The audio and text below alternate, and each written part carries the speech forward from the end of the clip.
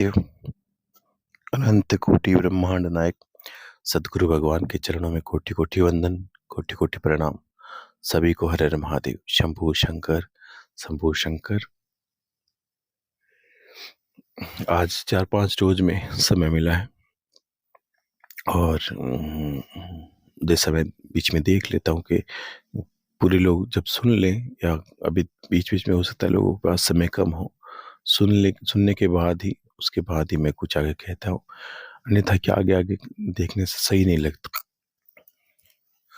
तो आज कुछ भावात्मक विषयों पर और कुछ जिज्ञासाएं, प्रश्न हैं, उनको लेकर, या मुझे लगता है ऐसे प्रश्न बीच में उठेंगे या उठते हैं लोगों के भाव में। जो हम पूजा पाठ करते हैं,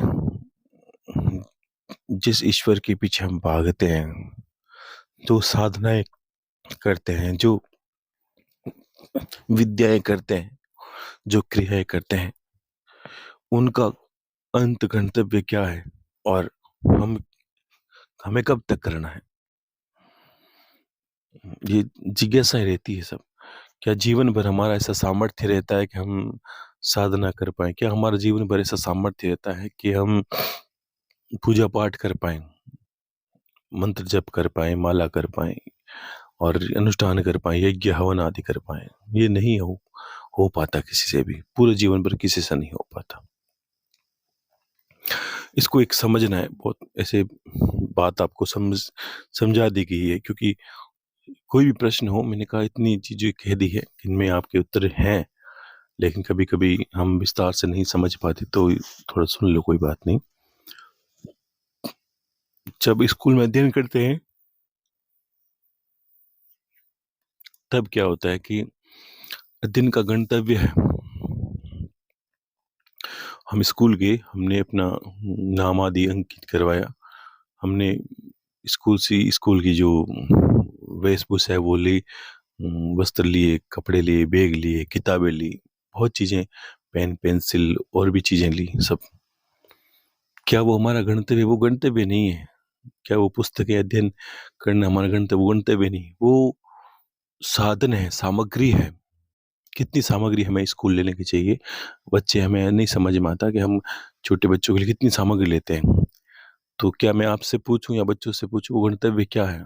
तो आपका बच्चे का वो गंतव्य नहीं, ना वो पुस्तक है, ना वो कपड़े हैं, ना वो किताब, जो भी है सामग्री, वो नहीं है। उसका गंतव्य एक सफल इंसान बनने का है, एक नौकरी लगना है, एक अच्छे व्यक्तित्व पर अपनी पहचान बनाना। लेकिन ये क्या है? ये प्रारंभिक अवस्था है, ये साधन है। वैसे ही पूजा पाठ, माला, आपकी मूर्ति, तस्वीरें, ये एक साधन है उस गंतव्य तक जाने का। ये साधन आपके साथ नहीं चलेगा, जैसे वो चीजें आपके साथ नहीं चलती, तो ये साधन भी आपके साथ नहीं चलेगा। तो क्या हम साधन छोड़ोगे तो गंतव्य तक कैसे पहुंचोगे? ये भी सोचो आप। अगर आपने साधन को त्याग दिया तो गंतव्य तक कैसे पहुंचोगे? हाँ, गंतव्य तक पहुंचने के बाद साधन छोड़ सकते हो। तो उसका कैसे अनुमान लगे हमने गंतव्य प्राप्त कर लिए?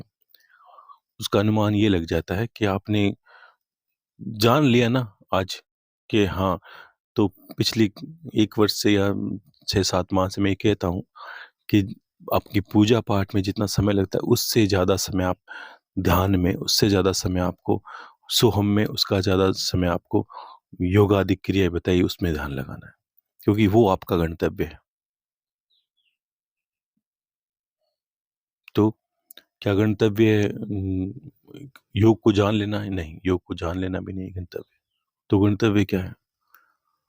क्या शरीर से मुक्ति पा लेना गंतव्य है? वो भी गंतव्य, वो तो ऐसे ही पा जाओगे। कोई नहीं चाहेगा तो भी शरीर से तो मुक्ति पाएगा ही। क्या योगी नहीं पाता, भक्त नहीं, शरीर चले जाएगा, तो हमारा गंतव्य क्या है? ये भी थोड़ा सोचो आप।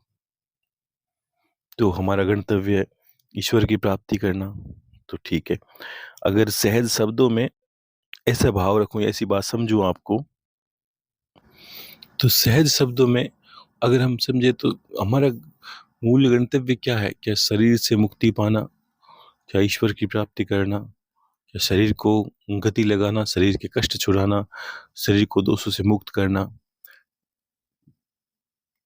तो आपको यहाँ पर थोड़ा-सा गहराई से समझना है कि दुनिया ये शब्द आप गहराई से समझ लोगे, तो दुनिया के चाल-चलन को जान जाओगे, लोगों के झूठ-फरेब को जान जाओगे और वास्तविकता में ज्ञान के अर्थ को भी जान जाओगे कि दुनिया किस गंतव्य पे अगर कोई इंसान बार-बार कोई बच्चा एक ही क्लास में बैठा उसी पुस्तक से, उसी किताबों से, उसी जो बैग आदि या उसकी जो सामग्री है, उससे प्रेम करने लगे तो वो आगे नहीं बढ़ पाता।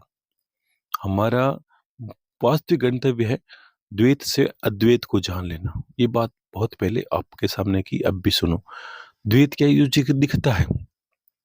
अब सोचो कि शरीर को दोषों से मुक्त कर लेंगे तो क्या होगा कि शरीर को दोषों से मुक्त कर लेंगे, ये जीवन थोड़ा सहज हो जाएगा।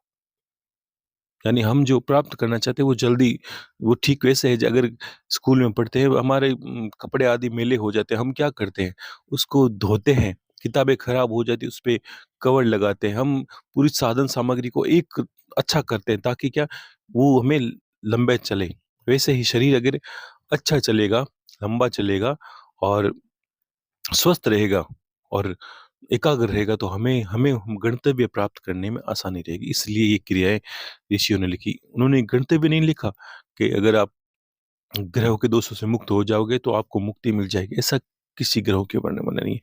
क्या रोगों से मुक्त हो जाओगे तो आप योगी बन जाओगे? नहीं। ये तो साधन है, साधन को थोड़ा तैयार करके आगे बढ़ते हैं। ये तो यहाँ पर जिन्होंने भी साधन को महत्व दे दी बहुत ज़्यादा, साधन, साधन, साधन, साधन को महत्व दे दिया, वो आगे नहीं बढ़ पाएगा कभी भी। क्योंकि उसने साधन को ही सब कुछ समझ लिया है, मूल मूल को नहीं जाना। अब आगे बढ़ते हैं, मूल को क्या जाने? क्या परमात्मा कोई व्यक्ति विशेष, कोई ऐसी जगह, कोई चीज़ है जिसको भाग के, पकड़ के या हम दौड़ के छू लेंगे, हम जान जाएँगे? ये भी थोड़ा बहुत गहराई से सुनो। क्या वो कोई ऐसा है उम, जो काशी में, जो केदार में, जो कहीं पे है, जिसको हमने दौड़ के जाके छू लिया, जिसकी परिक्रमा कर ली, जिसके पीछे भागे, क्या वो हमारा गंतव्य है? तो आप थोड़ा सोचो कि तो आप देखोगे कि इस भीड़ में तो करोड़ों लोग हैं। अगर जिसमें करोड़ हैं, तो वो गंतव्य को नहीं जानते, हम भी करोड़ों में चले जाएँगे। ये तो भीड़ है, जिन्होंने जो सुना नहीं उसके पीछे भागे, ऐसा कर दो उसके पीछे भागे, उसके कर दो उसके पीछे भागे। तो फिर वो गंतव्य नहीं है क्या?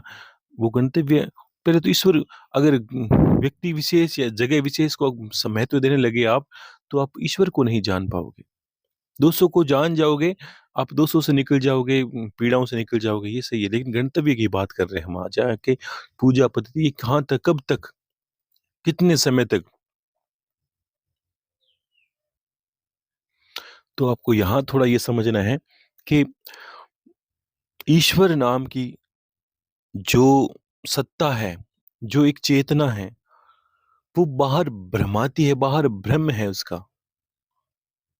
पहले तो बाहर भटकना, बाहर बताने वाली क्रिया जो बाहर बता के ये कहे कि वहाँ ईश्वर है, उसको जाओ मिलो आप, वहाँ आपका काम हो जाएगा।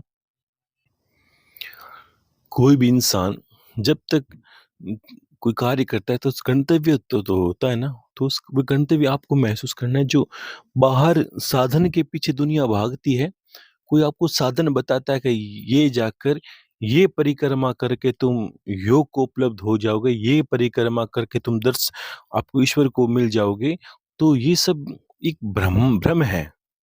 ये प्रारंभिक अवस्था है। ऐसा नहीं कि ये सत्य नहीं है, ये सत्य है, लेकिन कहाँ तक? ये उसी बच्चे की बातें है जो प्रथम कक्षा में पढ़ता है, क्या उसके साधन का महत्व है, लेकिन एक सीमित समय तक। क्योंकि जब तक वो पढ़ नहीं लेता, यानी वो पढ़ेगा, जैसे वो साधारण इंसान, आप उस बारे में जानोगे, यानी आप जान लोगे तब तक महत्व है। आपने जगह को महत्व जाना और अपनी क्रिया की और चले आए। अब अपने जगह को महत्व को जाना, वहाँ योग साधना उपासना की, मंत्र जप किया, वो एनर्जी के रूप में, ऊर्जा के रूप में।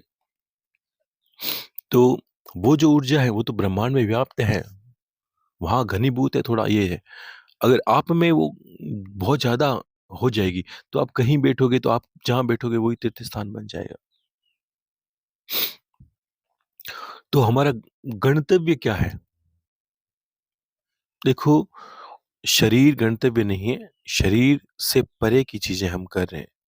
शरीर कभी साथ नहीं देता, शरीर रोग होगा तो फिर रोग होगा, फिर व्याधि आएगी, फिर पीड़ाएँ आएगी। तो ज़ाहिर-सी बात है कि हमारा शरीर गंतव्य हो नहीं सकता। तो बाहर ढूँढे ईश्वर को, वो गंतव्य नहीं है। तो और गहरा जाएँगे, क्या इस जीवन से मुक्ति पा लेना गंतव्य है? तो वो तो वैसे पा लेंगे। तो आखिर हम ये चीज़ें करते क्यों हैं? अगर इंसान यहाँ तक नहीं जानेगा, तो वो अपने लक्ष्य को नहीं जानेगा, वो सीधी-सी बात है, वो कैसे लक्ष्य को प्राप्त करे? पहले लक्ष्य को तो हम जाने कि हमारा लक्ष्य क्या है? यहाँ जाके एक बात अब थोड़ा गहरा मनन करोगे तब पता चलेगा कि हमारे शरीर के भीतर बहुत कुछ भरा पड़ा है। 7 शरीर हैं, सातों शरीरों के नीचे आत्मा, परमात्मा का वास है, ब्रह्म का वास है। तो ये गण ये ब्रह्म को जान लेना गंतव्य है, उसको जान लेना, फिर उसकी ओर गति करना। जैसे एक इंसान को लक्ष्य को जान लेना कि मुझे तो बस डॉक्टर बनना है, ये मेरा लक्ष्य है। तो मुझे सारी चीज़ें पुस्तकें पढ़-पढ़ के धीरे-धीरे जैसे एक डॉक्टर बनता है तो बचपन में सारी किताबें पढ़ते-पढ़ते एक समय आता है उसको पता है मुझे सिर्फ़ अब डॉक्टर की किताब पढ़नी है। जब वो लक्ष्य के नज़दीक होगा, पास में होगा और पूर्ण लक्ष्य की तैयारी करेगा, तब वो आप देख लोगे कि वो पढ़ने वाला आप में बहुत पढ़े-लिखे लोग हैं, वो दूसरी पुस्तक को हाथ नहीं उठाएगा क्योंकि दूसरी पुस्तकें उसको सामान्य ज्ञान देगी, उस लक्ष्य तक जाने के लिए। उसके बाद सबको उसको त्यागना होगा। ये एक साधारण-सी बात है।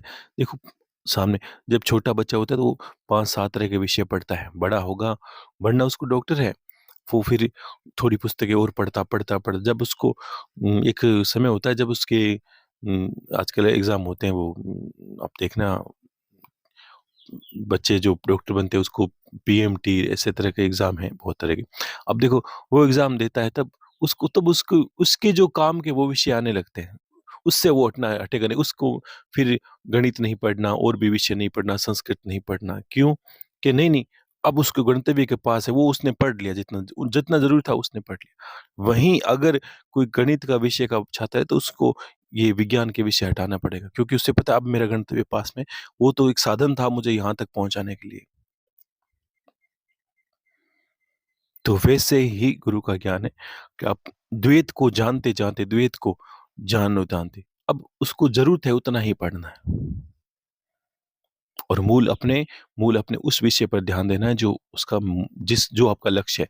अब लक्ष्य क्या आत्मज्ञान प्राप्ति करना ही लक्ष्य है, ब्रह्म ज्ञान प्राप्त करना लक्ष्य है और ब्रह्म ज्ञान से होगी क्या कि मुक्ति होगी। मुक्ति क्या है? मुक्ति ये है कि कर्मों से मुक्ति पहला तो। अब देखो शरीर से मुक्ति पाना, अब शरीर कितना अच्छा लगता है हमें। एक विचार करके देखो, अगर शरीर त्याग देंगे तो इस संसार में जन्म नहीं होगा। तो दुखी इंसान तो सदा ऐसा ही चाहता है कि जन्म ना हो मेरा क्योंकि ये तो दुःख देख रहा हूँ मैं।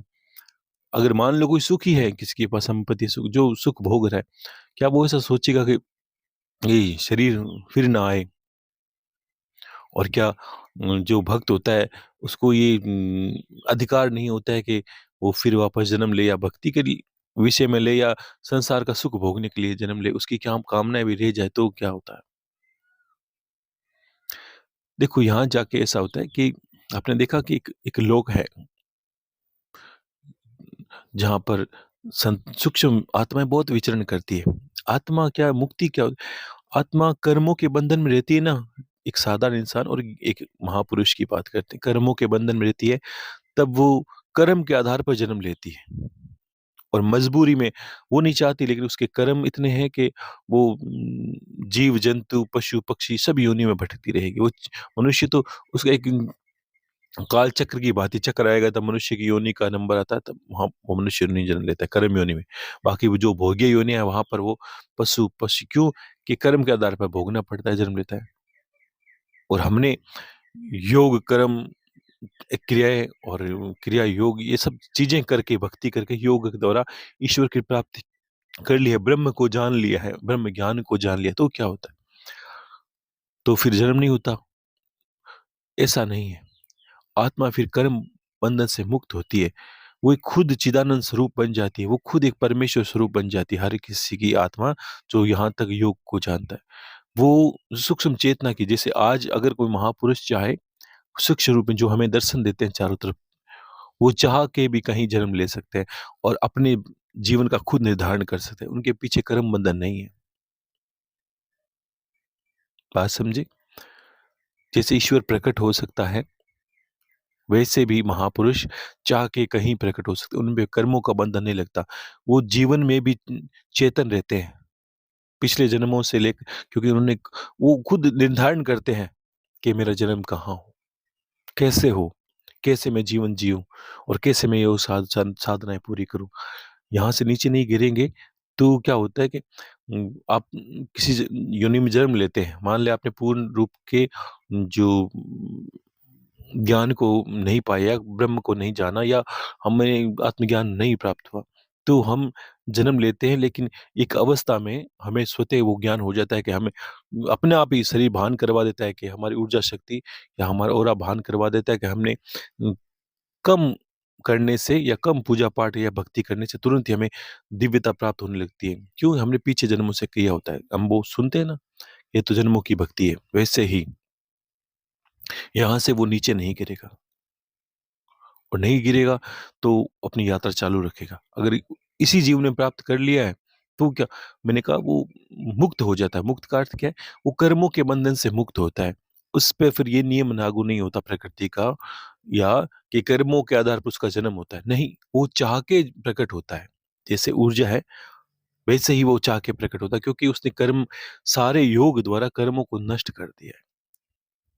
और वो आत्मा खुद ही परमात्मा स्वरूप ही हो जाता है। जैसे परमात्मा चाह के प्रकट होता है, वो निर्धारण करता है किस योनि में जाना है, कहाँ अवतार लेना है, मुझे क्या कार्य करना है।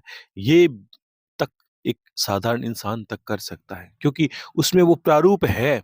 जैसे बीज में वट वृक्ष बनने की क्षमता है, वैसे भी हर इंसान में वो उस सामर्थ्य है, वो संभव करने की शक्ति है।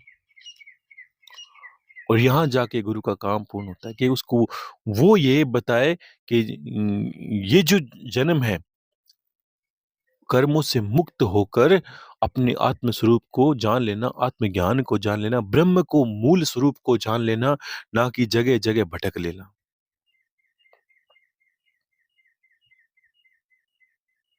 यहाँ देखो, योग ये कहता है, जो वर्णन है, और भक्ति ये कहती है उसकी शरण में जाओ, उसकी शरण में जाओ। वो सब कुछ जिसकी भी आप शरण में जाते हो, वो कितनी बड़ी बात है। कोई व्यक्ति विशेष नहीं है। यहाँ एक चैन है कि मैंने अपने इष्ट महादेव को जाना, ये महादेव है। और आपने कहा नहीं मेरे इष्ट विष्णु हैं, किसी ने कहा मेरे इष्ट कृष्ण है, किसी ने कहा मेरी इष्ट जगदम्बा है। और ये मुक्त है। मैंने कहा ना, आपकी जो इच्छा है। मैंने कभी ये आपको नहीं कहा कि आपको महादेव की पूजा करनी। आपने कहा गुरुदेव मेरा इष्ट ये है, मैंने कहा वही करो आप। क्यों? कि सब एक ही हैं, ध्यान रखना। क्यों? ये आप करते-करते योग द्वारा जान जाओ। जैसे योगी को क्या लगता है, मेरा ही स्वरूप जगत में है। वो, क्योंकि जब तक एक नहीं लगेगा तो वो ऐसा कैसे कहता है कि मेरा ही स्वरूप जगत में व्याप्त है। आत्मा जो उसके अंदर है, कहने का अर्थ है जो एक बिजली है, वो सभी जगह लाइट का प्रभाव कर रही है, सभी जगह उजाला कर रही है, सभी जगह साधन को चला रही है। चाहे वो कूलर हो, चाहे पंखा हो, चाहे कोई भी साधन हो, चला रही है। और जिसने बिजली को जान लिया वो जान जाएगा मेरा ही स्वरूप है। चाहे वो शत्रु है तो भी मैं मुझ में ही है, मैं उसमें हूँ। वो तो ऊपर से कर्मों के बंधन से पापी पापी है, धर्मी धर्मी है, योगी योगी है, एक नाकारा या अनास्तिक इंसान नास्तिक है। तो ये मूल गंतव्य है। तो पूजा पाठ है, लेकिन अगर आप यहाँ तक पहुँच रहे हो, धीरे-धीरे यहाँ तक आ गए हो, और उसके पूजा के निपाठ को, नियम को निभाए। देखो, नियम निभाना आपको आवश्यकता है। ऐसा नहीं होता कि अगर कोई इंसान ये कहेगा गुरुदेव मैं आप गंतव्य को जान गए हो, मैंने आप पूजा पाठ आपने की नहीं, आपने थोड़ा किया नहीं अच्छे से शुरू से कर्म, तो ये बात वो होती है कि जैसे डॉक्टर की वाली किताब मेरे पास पड़ी है कि गुरुदेव बस अब मैं जान गया हूँ कि ये डॉक्टर वाली किताब भी मुझे डॉक्टर बनाएगी, वो सारे विषयों को छोड़ देता है, सिर्फ उस पुस्तक को उठाएगा, तो आप सोच सकते हो वो नहीं बन पाएगा क्योंकि सारी चीज़ें उसको बचपन से काम आएगी। तो बताने को तो मैं 4-5 साल पहले आपको कह देता बस आपको यही करना है, ये करना नहीं। अब आपका गणतव्य सिर्फ योग है, सिर्फ आत्मज्ञान है, सिर्फ ब्रह्म ज्ञान है और बाकी दूसरी चीज़ें जो सुनते हैं वो सब मिथ्या है, एक भ्रम है। लोगों को पथ भ्रष्ट करने का, लोगों को गलत रास्ते ले जाने का इतना जंजाल फैला दिया है। आजकल तो मैंने कहा ना ज्ञान की तो बाढ़ है। आप सुन-सुन के थक जाओगे। टोने-टोटकों की तो भरमार लगी है।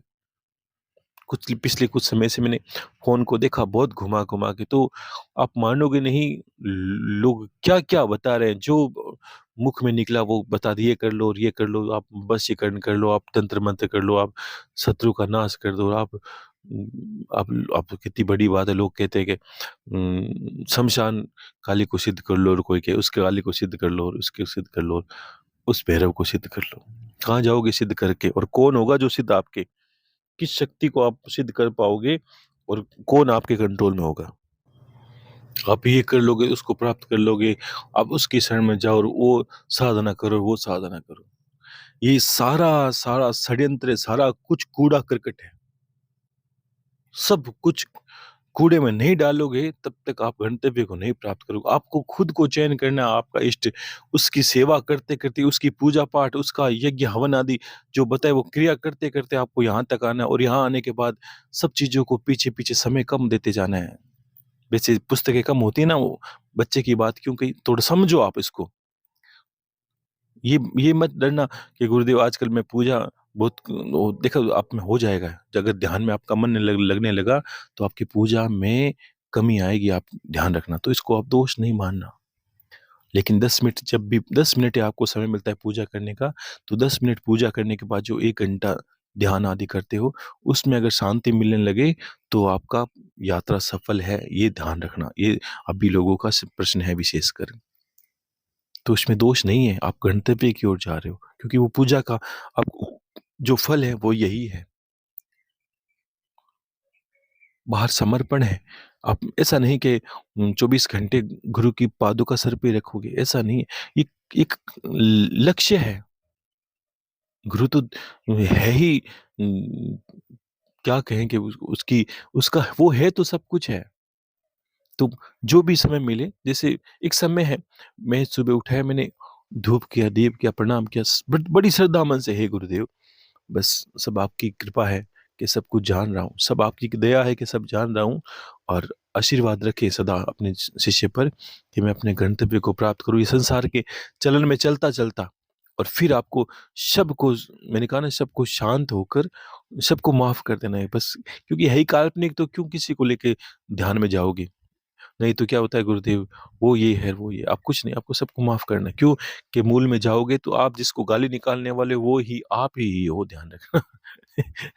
क्योंकि आप उस मूल में जाने वाले हो, फिर आपको धोखा ना हो कि ये तो मैंने क्या कर दिया। जिसको गाली निकाली वो तो खुद ही मैं ही हूँ, जिसको श्राप दिया वो तो भोगने वाला ही मैं ही हूँ। तो बस हाँ, शरीर जागृत है, शरीर संघर्ष करना पड़ता है, लड़ते-झगड़ते सब रहते हैं। लेकिन यहाँ आओगे पूजा-पाठ के जब ध्यान में तब सब छोड़ दो।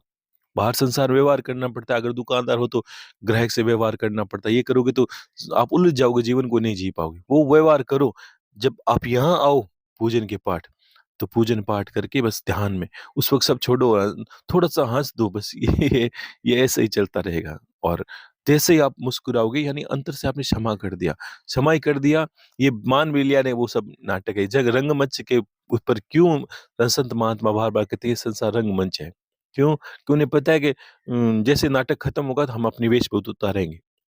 एक नाटक में वो मान लीजिए कोई रामायण का किरदार कर रहा है, कोई राम लड़ रहा है, कोई रावण लड़ रहा है और जैसे ही वो रंगमंच खत्म होगा पीछे आएँगे, वो बातें करेंगे, खाना-पीना खाएँगे, कपड़े उतारेंगे और अपने काम लग जाएँगे। वैसे ही जैसे ही पूजन पाठ पे आते हो, अपना चोला बदल दिया करो कि मैं डॉक्टर हूँ, भूल जाओ, मैं व्यापारी हूँ, भूल जाओ, मैं वो हूँ, भूल जाओ।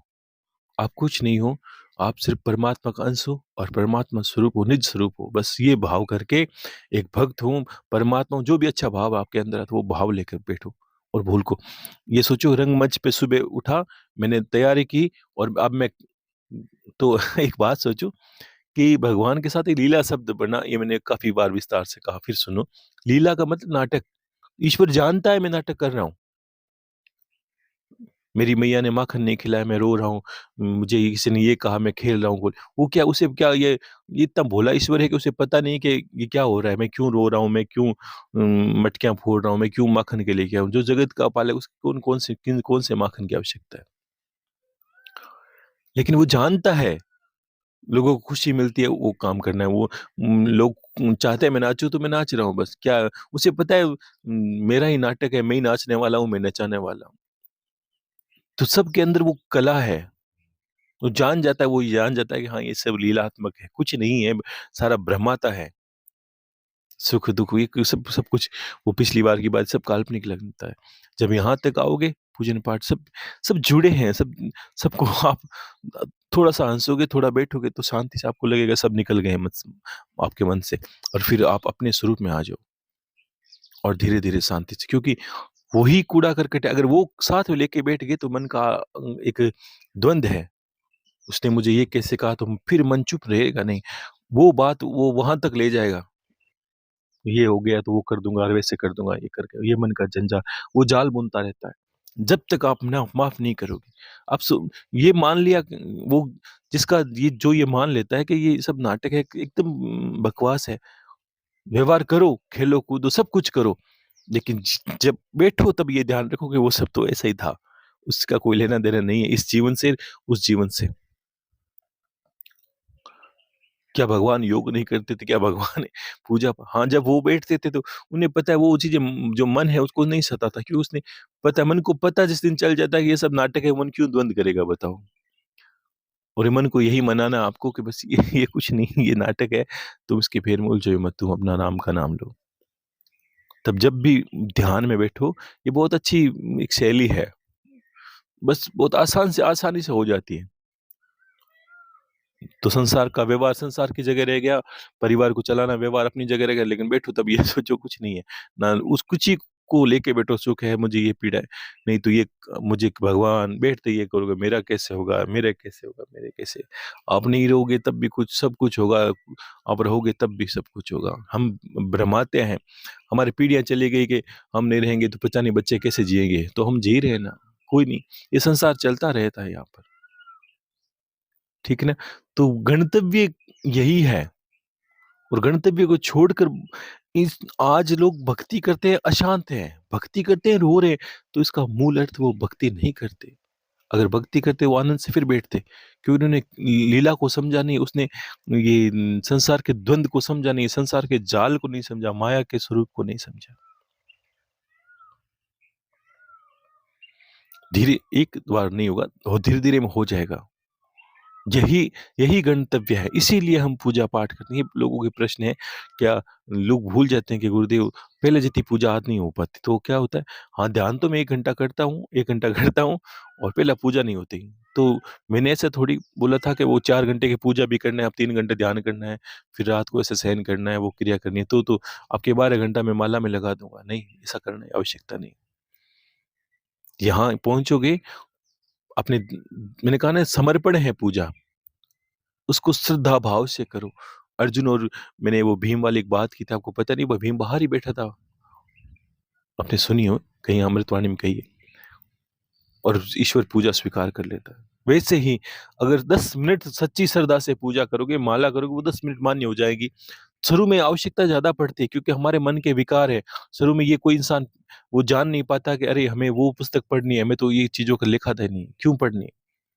जिसको डॉक्टर बनना है वो संस्कृत की पुस्तक क्यों पढ़े? लेकिन उसको पढ़नी पड़ेगी एक समय तक। आपने एक समय तक पढ़ी है तब ठीक है और नहीं पढ़ी तो आपको शुरू से पढ़ना पड़ेगा। क्यों? कि आपको आज हो सकता है या क्योंकि अगर आप यहाँ तक अगर आपने पहुँच गए ये सोचा ये तो मूल है, वही बात हो गई कि सारा जग टटोल के अंत कहोगे राम, सो नाम पहले सिमरिए इतने में ही काम। तो ये ये नहीं होता, आपको टटोलना ही पड़ेगा। गौतम बुद्ध की जीवनी की एक बहुत अच्छी, कितनी अच्छी बात थी कि उनकी पत्नी ने पूछा कि आप जब वो योग पूर्ण होके आए और जब उन्होंने स्वयं को जाना, अपना आत्म साक्षात्कार किया बहुत बड़े स्तर पर, तो उन्होंने जब अपने घर पर गए पत्नी से ऐसा उन्होंने अपना वादा किया था, वचन किया था कि जब भी मैं पूर्ण योग को जान लूँगा, अपने आप को जान लूँगा, जो जानना चाहता हूँ उसके उत्तर मिल जाएँगे, मैं अपने आप घर पे आ जाऊँ। और वो गए पत्नी के पास, तो पत्नी ने बहुत अच्छी बात कही थी। देखो कुछ बातें इतनी गहरी होती है लोगों की, संतों की, तो बड़ा अच्छा लगता है। छोटी एक लाइन की बात में आनंद आ जाता है कि कितना ज्ञान पूरे संसार की बात कही थी। तो उन्होंने कहा कि भई आप पत्नी ने देखा कि वो सुबह-सुबह ध्यान कर रहे हैं, कोई पेड़ के नीचे बैठे उसी अब राजभवन में जो वन है या जो पार्क है या जैसे बगीचा कह दो आप, उस बगीचे में बैठे कोई पेड़ के नीचे ध्यान कर रहे हैं। तो पत्नी ने देखा वो काफ़ी समय ध्यान कर रहे हैं और वो सामने महल पे खड़ी थी और जैसे ही उन्होंने ध्यान उठे, बुध उठे, उन्होंने कुछ खाने को दिया, फिर पूछा कि आप भाई ये जो ध्यान है, जो कर रहे हो, इसके लिए इतने आप घूमे, इतने वर्षों दूर रहे, तो मैं कह सकती हूँ कि क्या आप यहाँ ये पहले भी कर सकते थे, आपको घर छोड़ के जाने की ज़रूरत क्या है? ये तो आप यहीं पे कर सकते थे, महल में रह के भी कर सकते थे। तो उनका बहुत एक लाइन में जवाब था कि यही जानने के लिए कि ये मैं घर पे कर सकता हूँ, मुझे इतने वर्ष लग गए और अब पता चला मैं कहीं भी कर सकता हूँ। लेकिन अगर मैं भटकता नहीं, तो मेरा संशय बना ही रहता कि बाहर भी कुछ है। हो सकता है यहाँ ये ज्ञान मुझे पहले मिल जाता तो मेरा मन नहीं करता। हो सकता है मेरा संशय जीवन भर रहता कि बाहर कुछ और अच्छा हो सकता है, बाहर कुछ और है जो पड़ा रहता है। और अब मैं जान गया हूँ कि ये कहीं भी हो सकता है, कैसी अवस्था में हो सकता है। इसलिए इस ज्ञान का महत्व बढ़ा। तो जिसने गणतव्य जाना उनकी गहरी बातें सुनो और जिन्होंने नहीं जाना वो आपको यही कहेंगे उस जगह जाकर आप इतनी परिक्रमा कर लो और उस जगह जाकर ये कर लो और उस जगह जाकर ये साधना कर लो, ये कर लो। और इंसान साधना कितनी करोगे?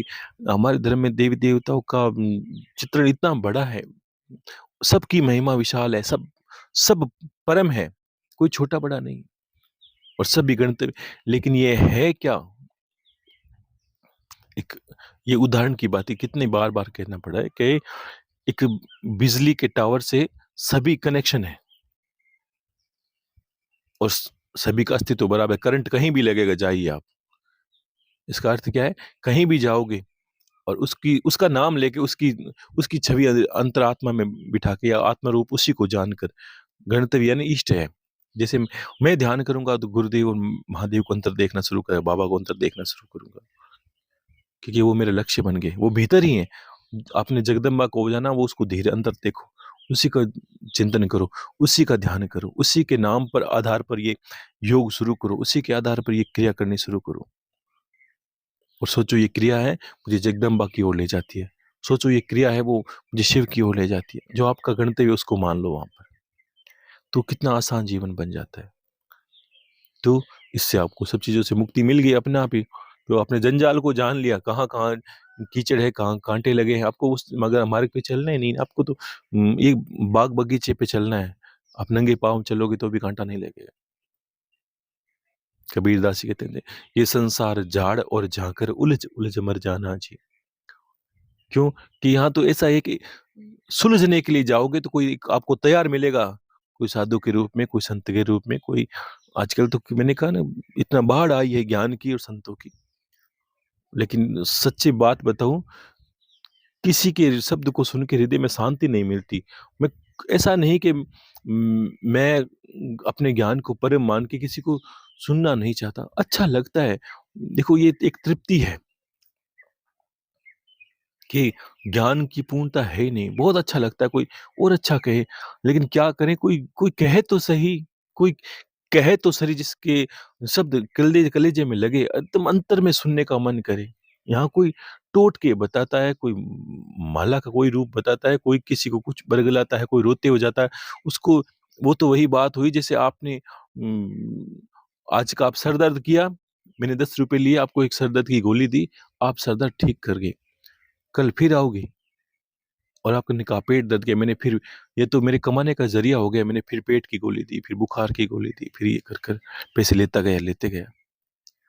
मैं आपको एक औषधि बता दूँ, ये जड़ी-बूटी है, इसको खा लो, आप शरीर पूरा आपका स्वस्थ रहेगा, आपको बार-बार आने की ज़रूरत नहीं। वो नहीं बताए, वो बताएँगे तो उनका दुकान कैसे चलेगी बताइए?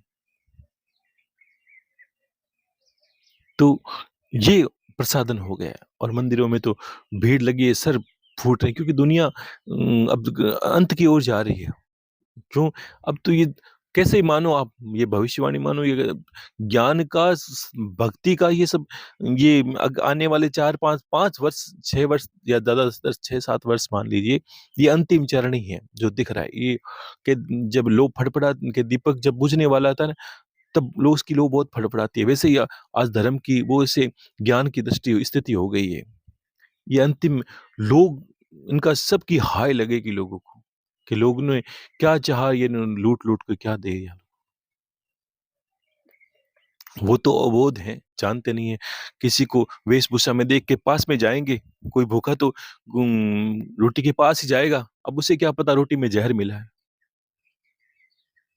तो दोष उनको नहीं लगता जो भूखे हैं, दोष उनको लगता है जो ज़हर मिला के खिला रहे हैं। तो संसार में ये सावधानी रखनी भी ज़रूरी है। मंदिर जाते हैं तो कितनी बड़ी बात होगी कि पैसे लेके दर्शन होंगे। अगर कहीं ये बड़े-बड़े जो धाम खोले हैं किसी ने, कोई के अभी किसी ने बीच में कोई चिकित्सा करवाई तो कहीं कहीं गए कोई धाम पर, तो उन्होंने कहा ये करवाया तो वहाँ 4 लाख रुपए लिए, 3 लाख रुपए लिए, कोई मिला ऐसा। तो फिर क्या हुआ मैंने पूछा तो कहने लगा, मैं क्या वो यज्ञ आप घर पे नहीं कर सकते? कि बिल्कुल हो सकता था। तो फिर कोई फ़र्क आया? कि नहीं, क्या फ़र्क है? उन्होंने कहा बस धीरे-धीरे हो जाएगा। मैंने कहा बहुत अच्छी बात है ये जो ईश्वर ऐसा कब से हो गया जो लोगों के बंधन में है? कभी नहीं है। ये बात सोच के तो मैंने कभी नहीं कहा आपको। मैंने कहा जो मैं यहाँ कर सकता हूँ, आप कर सकते हो। जो गुरु मेरे हैं, वो आपको भी दर्शन देंगे। वो मेरे कोई जंजीरों में जकड़े थोड़ी ना हैं। मैंने जितना हृदय से किया, उतना हृदय से आप करो ना। यहाँ तो कोई बंधन है ही नहीं। रामदड़ी चौड़े पड़ी, जो चाहे ले जाए। जिसको इच्छा है, वो गेंद चौराहे पे पड़ी है। जिसको खेलना है, वो गेंद उठा ले, बस बात खत्म। क्यों मैं बरगलाऊँ कि आपको यहाँ आना, दंडोत करना है, मेरे चरण दबाने हैं। ये ऐसा ज़रूरी है ही नहीं, ऐसा कोई वर्णन है ही नहीं। ना इसी धर्म का कोई प्रारूप है। वो तो कोई क्रिया होती है। अगर मैंने कहा हूँ, अगर मैं समझा नहीं पाता या मैं नहीं कह पाता, छोटी स रूप में क समझाना होता, तो मैं आपको बुलाता कि नहीं आज ही मैं आपको ज्ञान दूँगा कुछ समय लिए। अब मेरे पास समय है, मैंने आपको बहुत विस्तार में दे दिया, आप बैठे-बैठे समझ सकते हो।